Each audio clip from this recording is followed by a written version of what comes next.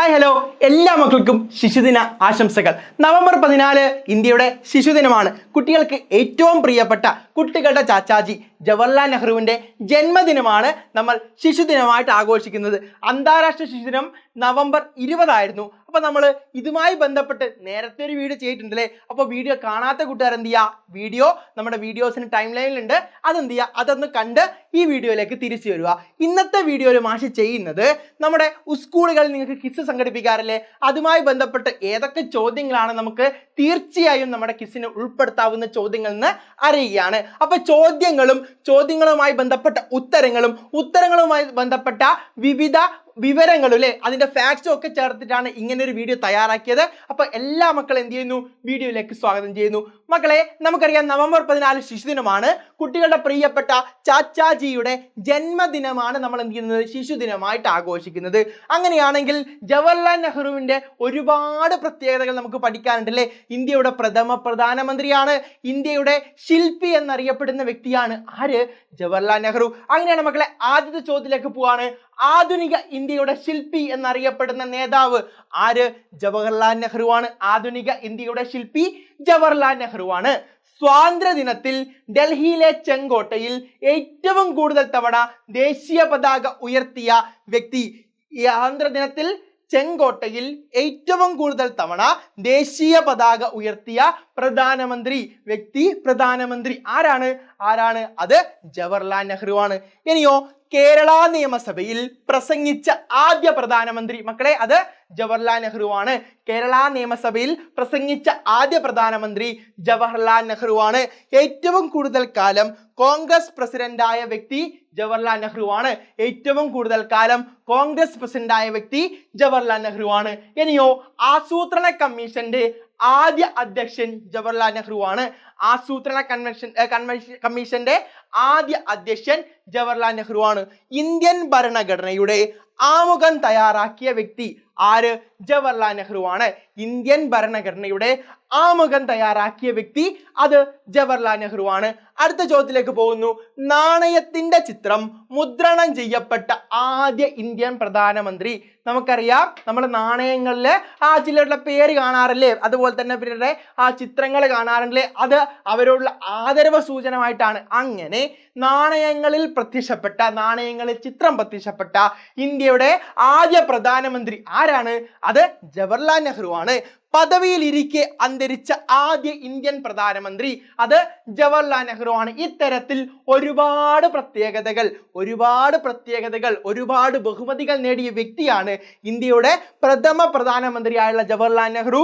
അദ്ദേഹത്തോടുള്ള ആദരവ് സൂചനമായി അദ്ദേഹം കുട്ടികളെ ഏറ്റവും കൂടുതൽ ഇഷ്ടപ്പെട്ട, കുട്ടികൾക്ക് ഏറ്റവും ഇഷ്ടമുള്ള നേതാവായിരുന്ന ജവഹർലാൽ നെഹ്റുവിന്റെ ജന്മദിനം അതുകൊണ്ട് നമ്മൾ എന്ത് ചെയ്യുന്നു, ശിശുദിനമായി, കുട്ടികളുടെ ദിനമായിട്ട് എന്ത് ചെയ്യുന്നടാ, നമ്മൾ ആഘോഷിക്കുന്നു. അപ്പോൾ ഇനി നമ്മൾ പറയാൻ വേണ്ടി പോകുന്നത് ചില ക്വിസ് ടൈപ്പ് ചോദ്യങ്ങളുമായി ബന്ധപ്പെട്ട ഉത്തരങ്ങളുമായി ബന്ധപ്പെട്ട ചില ഫാക്ട്സുകൾ, ചില വിവരങ്ങളുമായിട്ടാണ്. അപ്പൊ ആദ്യ ചോദ്യം ഇതാ. ജവഹർലാൽ നെഹ്റു ജനിച്ച മോത്തിലാൽ നെഹ്റുവിന്റെ അലഹബാദിലെ കുടുംബ വീട് അറിയപ്പെടുന്ന പേര്. ജവഹർലാൽ നെഹ്റു ജനിച്ചു വളർന്ന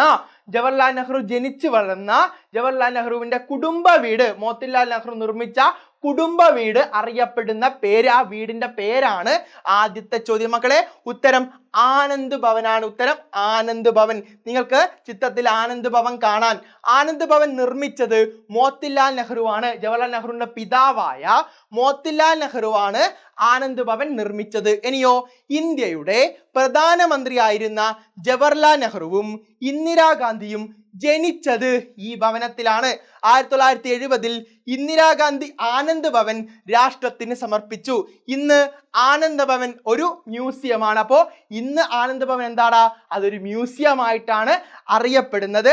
അപ്പോൾ ജവഹർലാൽ നെഹ്റുവിന്റെ കുടുംബ വീടിന്റെ പേര് തെറ്റിപ്പോവരുത്, അതെന്താണ്, ആനന്ദ് ഭവനാണ്. അടുത്ത ചോദ്യത്തിലേക്ക് പോകുന്നു. ജയിൽ ജീവിത കാലത്ത് നെഹ്റു മകൾ ഇന്ദിരക്ക് എഴുതിയ കത്തുകളുടെ സമാഹാരം അറിയപ്പെടുന്ന പേര്. ജയിൽ കാലത്താണ് അദ്ദേഹം തൻ്റെ മകളായ ഇന്ദിരാ പ്രിയദർശിനിക്ക് കത്തുകൾ എഴുതുന്നത്. അന്ന് 10 വയസ്സ് മാത്രം പ്രായമുള്ള പെൺകുട്ടിയായിരുന്നു ഇന്ദിരാഗാന്ധി. ആ കത്തുകളെ നമ്മൾ വിളിക്കുന്ന പേര് മക്കളെ ഒരച്ഛൻ മകൾക്കയച്ച കത്തുകൾ എന്നാണ്. ഒരച്ഛൻ മകൾക്കയച്ച കത്തുകൾ.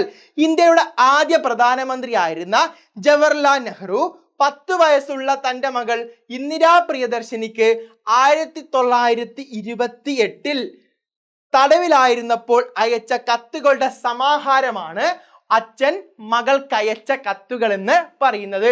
അങ്ങനെയാണെങ്കിൽ ഇതുമായി ബന്ധപ്പെട്ട ഒരു ചോദ്യം കൂടി നമുക്ക് പ്രതീക്ഷിക്കാം. ചോദ്യം ഇതാണ്: ഒരച്ഛൻ മകൾക്കയച്ച കത്തുകൾ മലയാളത്തിലേക്ക് തർജ്ജമ ചെയ്തത് ആരാണ്? ഒരച്ഛൻ മകൾക്കയച്ച കത്തുകൾ മലയാളത്തിലേക്ക് തർജ്ജമ ചെയ്തത് അമ്പാടി ഇക്കാവമ്മ എന്ന് പറയുന്ന, നമുക്ക് എന്ത് ചെയ്യാടാ, നമുക്ക് ചിത്രത്തിൽ എന്ത് ചെയ്യാം, ചിത്രത്തിൽ അദ്ദേഹത്തെ കാണാൻ വേണ്ടി പറ്റും. മലയാളത്തിലെ സാഹിത്യകാരിയും വിമർശകയൊക്കെ ആയിട്ടുള്ള ഇദ്ദേഹമാണ് ഒരച്ഛൻ മകൾക്കയച്ച കത്തുകൾ എന്നുള്ള നെഹ്റു ഇന്ദിരാഗാന്ധിക്ക് അയച്ചിട്ടുള്ള ആ ഒരു കത്തുകൾ എന്ത് ചെയ്തത് മലയാളത്തിലേക്ക് വിവർത്തനം ചെയ്തത്.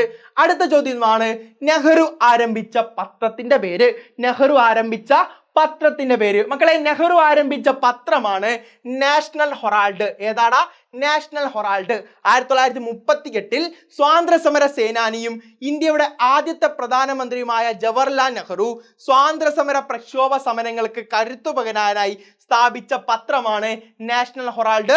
1942 ക്വിറ്റ് ഇന്ത്യ സമരത്തിന്റെ ഭാഗമായി എന്ത് ചെയ്തു? അത് ബ്രിട്ടീഷ് ഗവൺമെന്റ് നിരോധിക്കുക പോലും ചെയ്തു. അപ്പോൾ പ്രധാനപ്പെട്ട ഒരു കണ്ടന്റ് ആണ് നാഷണൽ ഹെറാൾഡ്. ജവഹർലാൽ നെഹ്റു സ്ഥാപിച്ച പത്രമാണ്. 1938 എന്ത് ചെയ്യുന്നത്? പത്രം സ്ഥാപിക്കുന്നത്. എന്ത് ചെയ്യടാ? ഒന്ന് ഓർത്ത് വെക്കുക. അടുത്ത ചോദ്യത്തിലേക്ക് പോവാണ്. നെഹ്റുവിന്റെ അന്ത്യവിശ്രമ സ്ഥാനം ഏത് പേരിൽ അറിയപ്പെടുന്നു? നെഹ്റുവിന്റെ അന്ത്യവിശ്രമ സ്ഥാനം ഏത് പേരിലാണ് അറിയപ്പെടുന്നത് മക്കളെ? ഉത്തരം ശാന്തിവനമാണ്. ഉത്തരം ഏതാടാ? ഉത്തരം ശാന്തിവനമാണ്. ചിത്രത്തിൽ നിങ്ങൾക്ക് എന്ത് കാണാം? ശാന്തിവനം കാണാം. ഏത് സംസ്ഥാനത്താ ശാന്തിവനം എന്ന് പറയുന്നത്? ഡൽഹിയിലാണ് അല്ലെ? ഡൽഹിയിലാണ്. അപ്പൊ ഉത്തർപ്രദേശിലാണ് അല്ലെ ശാന്തിവനം. സമാധാന വനം എന്നും അറിയപ്പെടുന്നു. ഡൽഹിയിലെ രാജ്ഘട്ടിന് വടക്കു ഭാഗത്തായി സ്ഥിതി ചെയ്യുന്ന വലിയ പുൽമൈതാനമാണ് ശാന്തിവനം എന്ന് പറയുന്നത്. നെഹ്റുവിന്റെ ഭൗതിക ശരീരം, അദ്ദേഹത്തിന്റെ അന്ത്യവിശ്രമം കൊള്ളുന്ന അദ്ദേഹത്തിന്റെ ആ കുടീരം അല്ലെ, അതിന്റെ പേരാണെന്ത്? ശാന്തിവനം എന്ന് പറയുന്നത്. എന്ത് ചെയ്യണം? ഓർത്തു വെക്കണം. അടുത്ത ചോദ്യത്തിലേക്ക് പോവാണ്. ശക്തിയേറിയ ബ്രേക്കുള്ളതും എഞ്ചിൻ ഇല്ലാത്തതുമായ യന്ത്രമെന്ന് നെഹ്റു വിശേഷിപ്പിച്ചത് എന്തിനെയാണ്? ശക്തിയേറിയ ബ്രേക്കുള്ളതും എഞ്ചിൻ ഇല്ലാത്തതുമായ യന്ത്രമെന്ന് നെഹ്റു വിശേഷിപ്പിച്ചത് ഇന്ത്യയിൽ ബ്രിട്ടീഷുകാർ എന്ത് ചെയ്തു? ബ്രിട്ടീഷുകാർ ഇന്ത്യയെ ഭരിക്കാൻ വേണ്ടി ബ്രിട്ടീഷ് പാർലമെന്റിൽ പാസാക്കിയ ഒരു നിയമത്തെ കുറിച്ചാണ്. ആ നിയമത്തിന്റെ പേരാണ് 1935 government of India act. 1935 government of India act ആണ്. 1935 ഓഗസ്റ്റ് മാസം ബ്രിട്ടീഷ് പാർലമെന്റ് പാസാക്കിയ അന്നുള്ളതിൽ വെച്ച് ഏറ്റവും വലിയ നിയമമായിരുന്നു ഗവൺമെന്റ് ഓഫ് ഇന്ത്യ ആക്ട് എന്ന് പറയുന്നത്. ഈ നിയമത്തെയാണ് നെഹ്റു എന്ത് പറഞ്ഞത്? ശക്തിയേറിയ ബ്രേക്കുള്ളതും എഞ്ചിൻ ഇല്ലാത്തതുമായ യന്ത്രം എന്ന് പറഞ്ഞത്. ശക്തിയേറിയ ബ്രേക്കുള്ളതും എഞ്ചിൻ ഇല്ലാത്തതുമായ യന്ത്രം എന്ന് നെഹ്റു പറഞ്ഞത് ഏത് നിയമത്തെയാണ്? 1935 ഗവൺമെന്റ് ഓഫ് ഇന്ത്യ ആക്ടിനെയാണ്. മക്കൾ എന്ത് ചെയ്യണം? ഒന്ന് ഓർത്ത് വെക്കുക. നെഹ്റു ട്രോഫി വള്ളംകളിയുടെ ആദ്യ പേര് എന്നാണ് അടുത്ത ചോദ്യം. നമുക്കറിയാം നെഹ്റു ട്രോഫി വള്ളംകളി കേരളത്തിൽ നടക്കുന്നതാണ് അല്ലെ? കേരളത്തിലെ ആലപ്പുഴ ജില്ലയിലെ പുന്നമടക്കായലിലാണ് നെഹ്റു ട്രോഫി വള്ളംകളി നടക്കുന്നത്. അപ്പോൾ ആ വള്ളംകളിയും നെഹ്റുവും തമ്മിൽ എന്താണ് ബന്ധം? 1952 ജവഹർലാൽ നെഹ്റു ആദ്യമായി കേരളം സന്ദർശിക്കാൻ വരുന്നത്. അന്ന് അദ്ദേഹത്തിന് കാഴ്ചവിരുന്ന് ഒരുക്കാനായി എന്ത് ചെയ്തു? വള്ളങ്ങളുടെ മത്സരങ്ങൾ, ചെറുതോണികളുടെ വലിയ തോണികളൊക്കെ ആയ മത്സരങ്ങൾ സംഘടിപ്പിച്ചു. മത്സരങ്ങൾ നടന്നപ്പോൾ അതിൽ ആവേശഭരിതനായ നെഹ്റു അന്ന് എന്ത് ചെയ്യണോ? ആ വള്ളത്തിലേക്ക് ചാടിക്കയറി തൻ്റെ കയ്യൊപ്പിട്ട ഒരു ട്രോഫി എന്ത് ചെയ്തു? അതിന്റെ വിജയികൾക്ക് നൽകാനായി എന്ത് ചെയ്തു? കൊടുത്തയച്ചു. അങ്ങനെ നെഹ്റുവിന്റെ കയ്യൊപ്പിട്ട ട്രോഫിയാണ് നമ്മൾ എന്ത് ചെയ്തത്? അന്ന് വിജയികൾക്ക് കൈമാറിയത്. അന്ന് ആ നെഹ്റുവിന്റെ സന്ദർശനത്തിനെ തുടർന്ന് എന്ത് ചെയ്തു? അത്തരത്തിൽ വർഷാവർഷം വള്ളംകളി മത്സരം സംഘടിപ്പിച്ചു. ആ മത്സരത്തിന് അന്നവർ നൽകിയിരുന്ന പേരാണ് ചോദിക്കുന്നത്. ആ പേര് മക്കളെ ഓർത്തു വെക്കണം. Prime ministers trophy. Prime ministers trophy എന്നാണ് നെഹ്റു ട്രോഫി വള്ളംകളിയുടെ ആദ്യ പേര്. നെഹ്റു ട്രോഫി വള്ളംകളിയുടെ ആദ്യ പേര് പ്രൈം മിനിസ്റ്റേഴ്സ് ട്രോഫി. പിന്നീട് 1964 ജവഹർലാൽ നെഹ്റു അന്തരിക്കുന്നു. അന്തരിച്ചതിന് ശേഷമാണ് അദ്ദേഹത്തോടുള്ള ആദരസൂചകമായി നമ്മൾ എന്ത് ചെയ്യുന്നടാ, നമ്മൾ അദ്ദേഹത്തിന്റെ ആദരസൂചകമായി എന്ത് ചെയ്യുന്നു, വള്ളംകളിക്ക് നെഹ്റു ട്രോഫി എന്ന് എന്ത് ചെയ്യുന്നത്, പേര് കൊടുക്കുന്നത്. അപ്പോൾ ആദ്യ പേര് പ്രൈം മിനിസ്റ്റേഴ്സ് ട്രോഫി, ഇപ്പോഴത്തെ പേര് നെഹ്റു ട്രോഫി. ഓക്കെ, റെഡി അല്ലേ? ഇന്ത്യയുടെ ആദ്യ പ്രധാനമന്ത്രി ആയിരുന്ന ജവഹർലാൽ നെഹ്റു 1952 എന്ത് ചെയ്തു, കേരളം സന്ദർശിക്കാൻ വേണ്ടി വന്നു. അപ്പൊ 52 കേരള സന്ദർശനത്തോടനുബന്ധിച്ച് ഈ മത്സരം ആരംഭിച്ചത്. 1954 എന്ത് ചെയ്തു, ആദ്യമായി എന്ത് ചെയ്തു, നെഹ്റു ട്രോഫി വള്ളംകളി മത്സരം ആരംഭിച്ചു. അപ്പൊ എന്ത് ചെയ്തു, കൈനകരിയിൽ ആദ്യമായി നടന്ന ഈ മത്സരം പിന്നീട് ആലപ്പുഴയിലെ പുന്നമടക്കായലിൽ സ്ഥിരമായി നടത്താൻ തീരുമാനിച്ചു. അപ്പോ പുന്നമടക്കായലാണ് നെഹ്റു ട്രോഫി വള്ളംകളി നടക്കുന്നത്.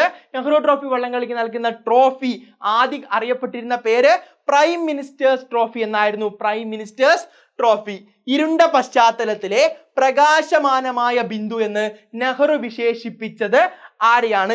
ഇരുണ്ട പശ്ചാത്തലത്തിലെ പ്രകാശമാനമായ ബിന്ദു എന്ന് നെഹ്റു വിശേഷിപ്പിച്ചത് ഇന്ത്യൻ സ്വാതന്ത്ര്യ സമരത്തിലെ ഉരുക്ക് വനിതയായിട്ടുള്ള ഒരു സ്വാതന്ത്ര്യ സമര പോരാളിയെ കുറിച്ചാണ്. ആരാണത്? അത് ഡാൽസി റാണിയാണ് മക്കളെ. അത് ആരാടാ? ഡാൽസി റാണിയാണ്. ഡാൽസി റാണിയെ കുറിച്ച് നെഹ്റു പറഞ്ഞ വാക്കുകളാണ് എന്ത്? ഇരുണ്ട പശ്ചാത്തലത്തിലെ പ്രകാശമാനമായ ബിന്ദു എന്നാണ് ഡാൽസി റാണിയെ കുറിച്ച് ആര് പറഞ്ഞത്? ജവഹർലാൽ നെഹ്റു പറഞ്ഞത്. അടുത്ത ചോദ്യം ഇങ്ങനെയാണ്, ജവഹർലാൽ നെഹ്റുവിന് ഭാരതരത്നം ബഹുമതി ലഭിച്ച വർഷം. മക്കളെ, ഇന്ത്യയിലെ ഏറ്റവും വലിയ പുരസ്കാരം, ഇന്ത്യയുടെ ഏറ്റവും വലിയ ബഹുമതിയാണ് ഭാരതരത്നം എന്ന് പറയുന്നത്. ആ ഭാരതരത്നം ജവഹർലാൽ നെഹ്റു ലഭിക്കുന്നത് 1955 ഇതാണ് നമ്മുടെ ഭാരതരത്നം. 1955 ജവഹർലാൽ നെഹ്റു ലഭിക്കുന്നത്. ഒരു കുടുംബത്തിലെ 3 പേർക്കും ഭാരതരത്നം ലഭിച്ചത് നെഹ്റു കുടുംബത്തിൽ മാത്രമാണ്. ജവഹർലാൽ നെഹ്റു 1955 കിട്ടുന്നു. മകൾ ഇന്ദിരാഗാന്ധിക്ക് 1971 കിട്ടുന്നു.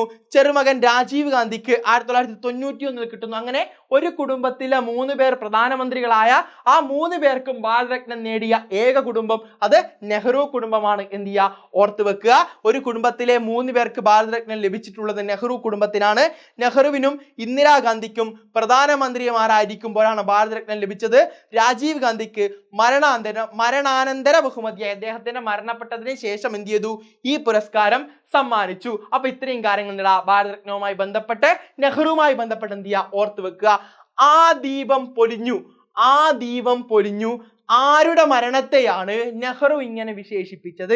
ആ ദീപം പൊലിഞ്ഞു എന്ന് നെഹ്റു വിശേഷിപ്പിച്ചത് ആരുടെ മരണത്തെയാണ്? മക്കളെ, ഉത്തരം എന്താ? ഉത്തരം നിങ്ങൾക്ക് അറിയാമായിരിക്കും. അതാരാണ്?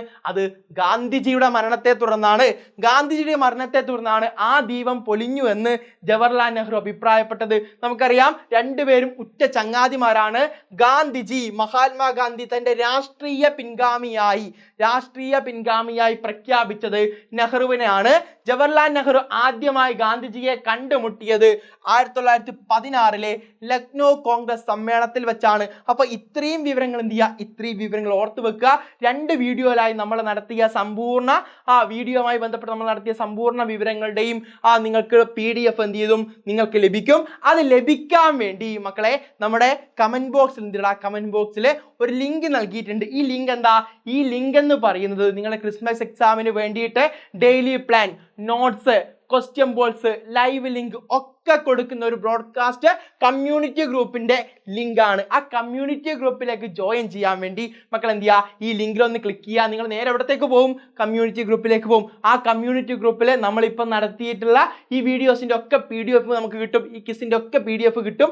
അതേപോലെ തന്നെ എന്തൊക്കെ കിട്ടും? ഈ എക്സാമുമായിട്ട് ബന്ധപ്പെട്ട്, നമ്മുടെ ക്രിസ്മസ് എക്സാമുമായിട്ട് ബന്ധപ്പെട്ട് എന്തൊക്കെ കാര്യങ്ങൾ കിട്ടും? അതാ ഡെയിലി പോൾസ് കിട്ടും, നോട്ട്സ് കിട്ടും, ക്വസ്റ്റ്യൻ ബോൾസ് കിട്ടും, ലൈവ് ലിങ്ക് കിട്ടും. ഇതൊക്കെ നിങ്ങൾക്ക് അവിടുന്ന് കിട്ടും. അപ്പൊ എന്ത് ചെയ്യുക, ഈ നോട്ട് കിട്ടാൻ വേണ്ടിയിട്ടും അതേപോലെ നമ്മുടെ കമ്മ്യൂണിറ്റി ഗ്രൂപ്പിൽ ആഡ് ചെയ്യാൻ വേണ്ടി എന്ത് ചെയ്യുക, ലിങ്ക് തുറക്കുക.